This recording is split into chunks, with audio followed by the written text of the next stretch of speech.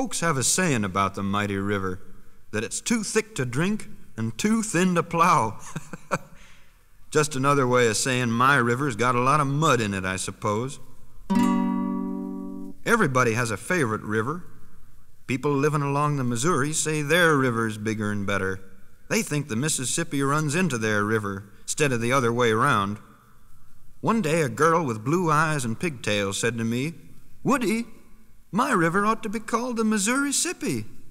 Missouri-sippy? That's what she said. To tell the truth, the Missouri is a long, winding river. Snow from high atop the Rocky Mountains melts and trickles down in streams, and these same streams bounce their way into the Missouri.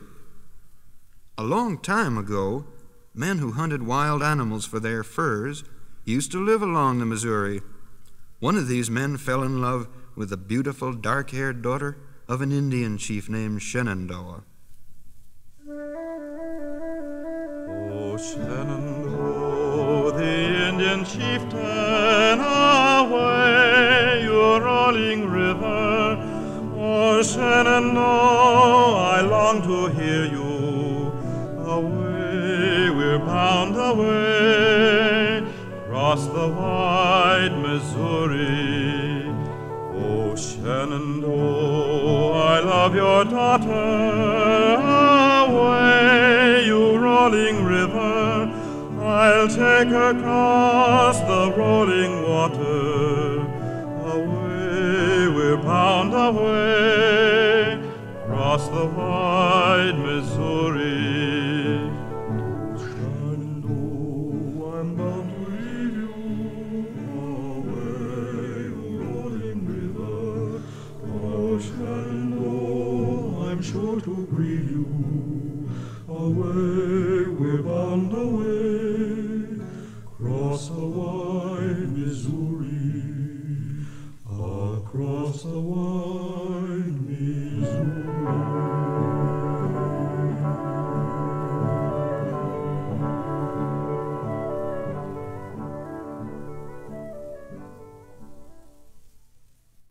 Some fellow once told me the word Mississippi meant father of the waters in Indian talk. Don't know about that, but I do know the Mississippi's the daddy of all the rivers when it comes to bigness. The Indians used to say the river got terribly angry once every 7 years, so angry it rose up from its bed and covered all the lowland in the valley with rushing water. There can be trouble for us folk in the valley when the river starts to rise. Maybe there's been an awful lot of rain further upriver. The river is suddenly full of more water than it can hold, and the water starts shooting by at a terrible speed. Higher and higher the water gets. It's real yellow, and it seems to boil when it hits against logs and rocks. When the river begins to run over its banks, as it does once in a while, we all take to the hills, move to high ground. Whole houses go right under sometimes. This is called a flood. Just listen to that water roar.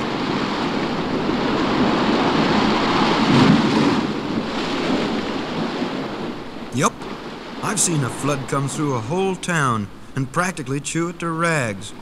High water really hits hard.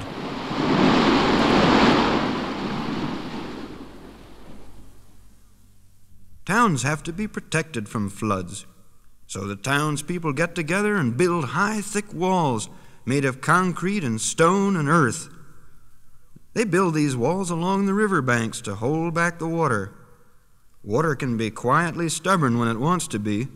Instead of chewing up a whole town in one mouthful, the river may just nibble away easy-like at those big walls until a hole is made, like a mouse nibbling at a piece of cheese. Then more and more water will scoot through the hole till it becomes a king-sized hole. It isn't enough just to build walls. You have to keep watch on the wall all the time and patch it up when it begins to leak. Those big walls are called levees. You can walk along the top of a levee for miles and follow the river. Once, I was walking along the top of a levee when I heard... It sounded like a leak.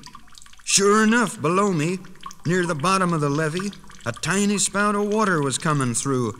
Now that was a bad sign, but the water itself was crystal clear, not muddy yellow like the water out in the river. This told me that at least the water had taken a long time coming through the wall, since all the yellowness had been sopped up. So the leak wasn't too bad yet. But a muddy leak has to be patched up right away, quicker than it takes to call Mississippi mud. Speaking of mud, instead of yelling about it, the people who live on the Ohio River say their river is the bluest river in the world. It stays blue even after it runs into the Mississippi.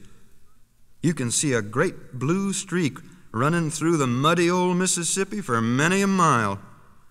That's the Ohio. The boatmen who worked on the Ohio were a happy bunch of fellas, full of zip and always ready for a song. So it's hi-ho and away we go, floating down the river, the Ohio.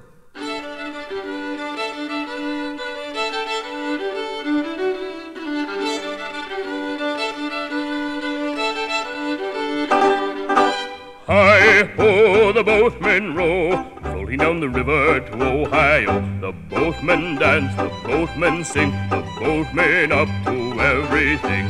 When the boatman gets on shore, he spends his money and work for more. Dance, the boatmen dance, oh dance, the boatmen dance. Oh dance all night till broad daylight, go home with the girls in the morning.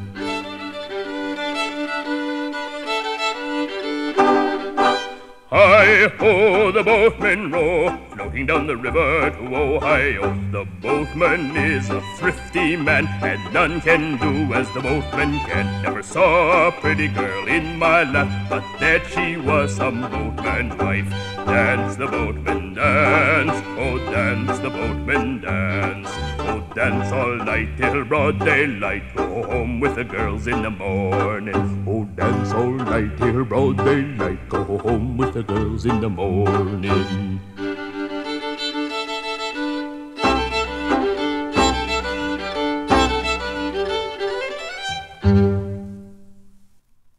Remember Mark Twain, the great storyteller, calling the mighty river the crookedest river in the world? Well, besides twisting and turning like a snake with a belly full of pepper, the river plays tricks down at the bottom, too.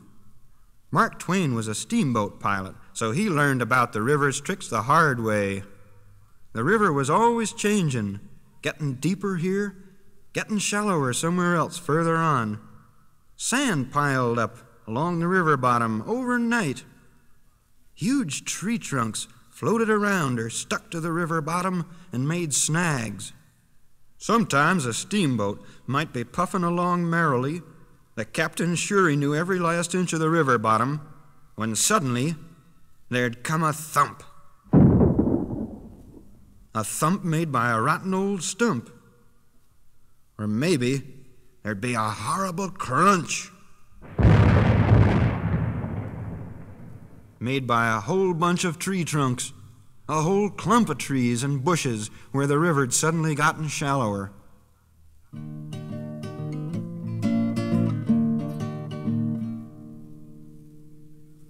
The only safe way of traveling the river was to measure how deep the water was with a long pole, or take a rope with a heavy piece of lead tied to one end and drop the lead till it touched the bottom of the river. There were special marks along the pole or the rope so you could see exactly how far down the water went. The men who did the measuring called up to the pilot or the captain, Half Twain, Quarter Twain, Mark Twain. The call Mark Twain meant that the water was 12 feet deep. And that's how Mark Twain got his name. He did a lot of measuring on the Mississippi. When he couldn't reach down any deeper, he just called out, "No bottom!" He didn't have to worry for a while then. The river was plenty deep enough. The steamboat Mark Twain was pilot of often carried boys and girls who romped about on its broad decks. Sometimes, one or two of them were lucky enough to get to climb the steep steps up to the pilot's cabin, where the pilot steered the ship with a great wooden wheel. There were shiny brass knobs everywhere, and ropes, and a long spyglass that brought faraway things up close when you looked through it. Say, haven't we talked about the river long enough? Here's a boat all set to take a trip down the river. I've got to untie the ropes first, but then we could go on board her. How'd you like that? All aboard! Raise up the gangplank down there. Look sharp.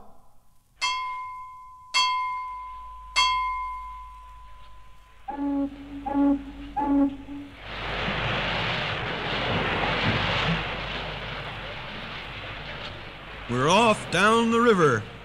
Look at that wheel go round. Boom, swish, boom, swish. On our ship, we carry a cargo of peanuts and rolling pins and anything else in between. We carry a lot of cotton, 'cause cotton's king on the Mississippi.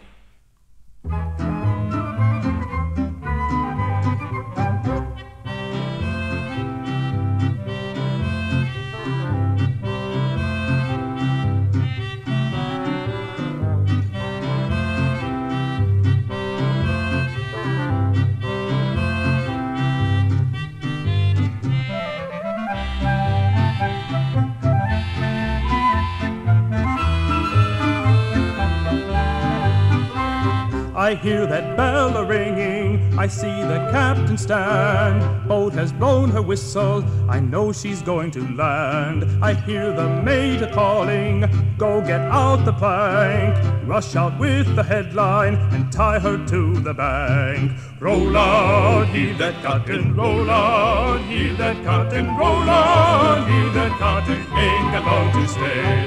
It's early in the morning, before we see the sun. Roll aboard that cotton and come back in a run. The captain's in a hurry, I know just what he means. He wants to beat the Sherlock down to New Orleans. Roll out, heave that cotton, roll out, heave that cotton, roll out, heave that cotton, ain't got long to stay. I hear the mate a-shouting and see him on the shore. Hurry, men, be lively, there's 50 bales and more. We have no time to tarry here at this cotton pile. We're going to get some more below here 40 mile. Roll out, heave that cotton, roll out, heave that cotton, roll out, heave that cotton, ain't got time to stay.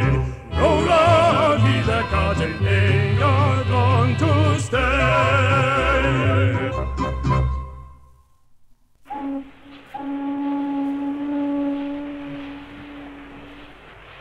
Our boat's named the Flying Eagle. Feel her deck shake. She's really making time. I can see people on shore waving. The first person to see us is bound to holler out, Steamboat a-comin'!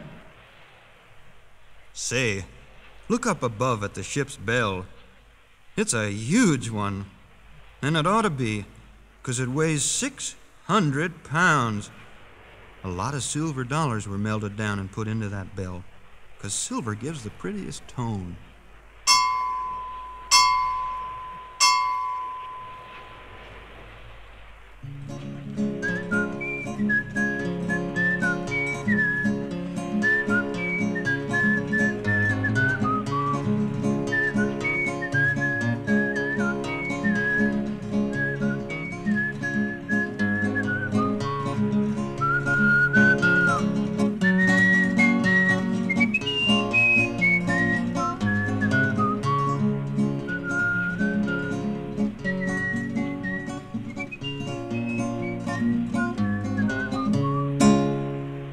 On we go, down the river.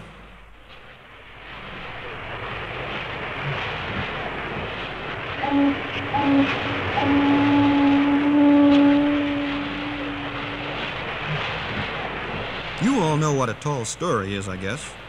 It's a story that may not exactly be a lie, but it stretches the truth a bit. I could tell you some stories about the river that'd be so tall you could hardly see the top of 'em. Whoppers. Like the steamboat I traveled on that was so long it took all summer just to pass by. Yes, sir, that was a big boat. Well, a pretty big boat. Her smokestack went up in the air so far it took half a year for the smoke to get from the fire in the engine up to the top of the stack. We used to burn whole trees at a time. One of the nicest trees we burned was about 4 miles long. That was one of the nicest trees, not one of the biggest ones. I could go on, too, but I won't.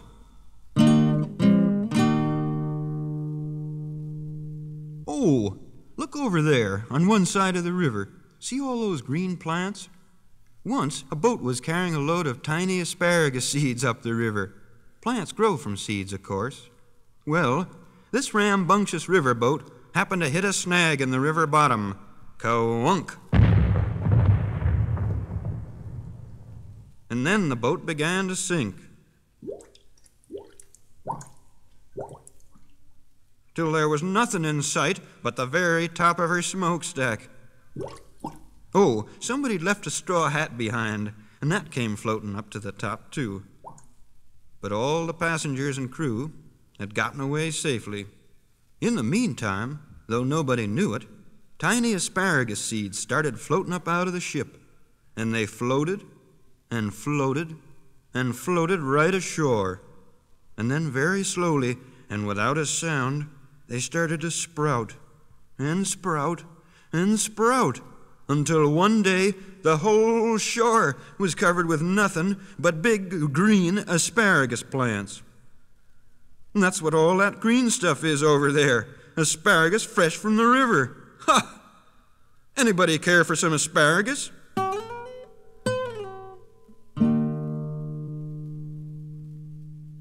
Well, let's take a couple of giant steps down to the city of New Orleans.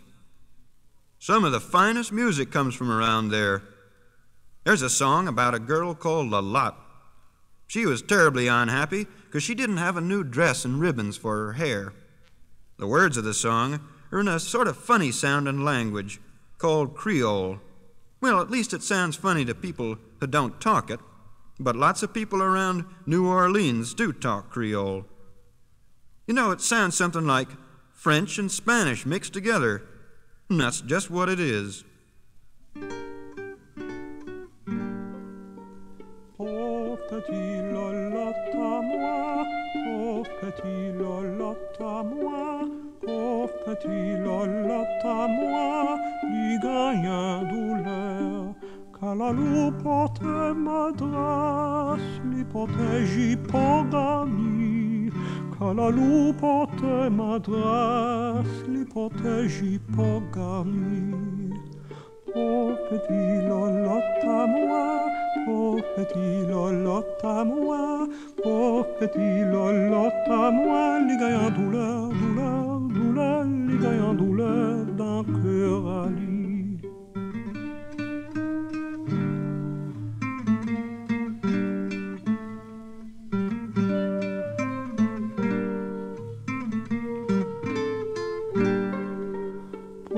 Petit Lolotte à moi, pauvre petit Lolotte à moi, pauvre petit Lolotte à moi, les gagne en douleur, douleur, douleur, les gagne en douleur dans le cœur à lui, les gagne en douleur dans le cœur à lui.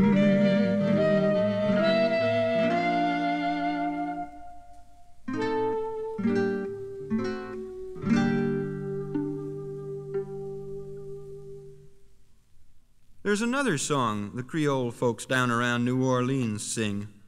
It's about a mother who's longing for her lost daughter, so long ado. Makes me feel sad inside.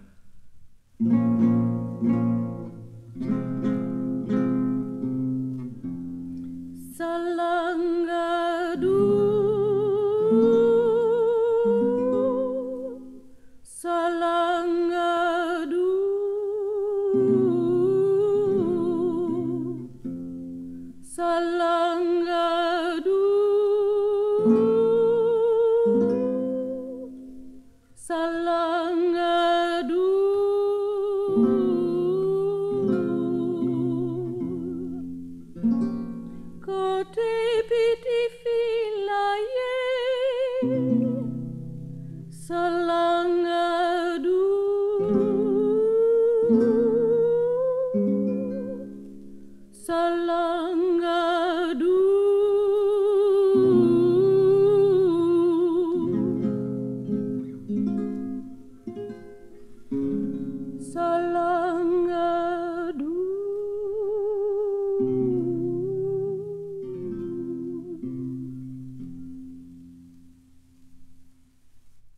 Does slang-a-doo make you feel blue? All sad and sorry? The old Mississippi's the home of the blues. That's where the blues and music got started. When I'm feeling blue, it helps me to sing a song or two about how blue I am. That makes the blues go away.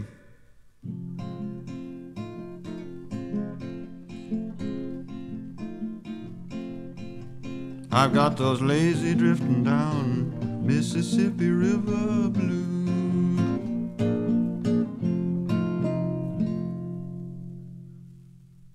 That's about enough blueness for now, don't you think so? Let's really chase the blues. I'll tell you what we'll do. We'll find a jazz band. Someone can slide the silver trombone, the trumpeter can aim his golden trumpet right up at the sky and blow for all he's worth. The drummer can drum, and it'll make such a happy sound, people'll think it's Christmas every day. That's what happens when a jazz band begins to play.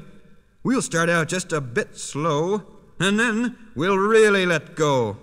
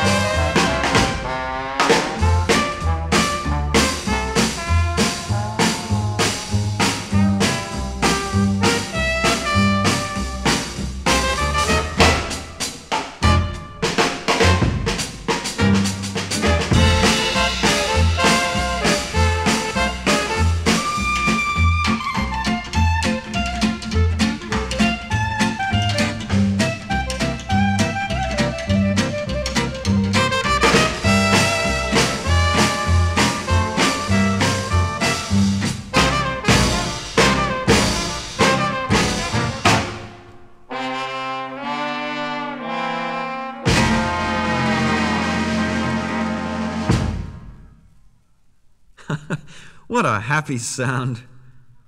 Lots of river boats used to carry jazz bands from New Orleans up the river.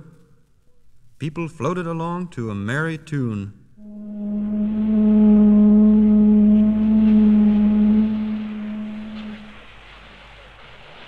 Oh, I think I see the landing up ahead.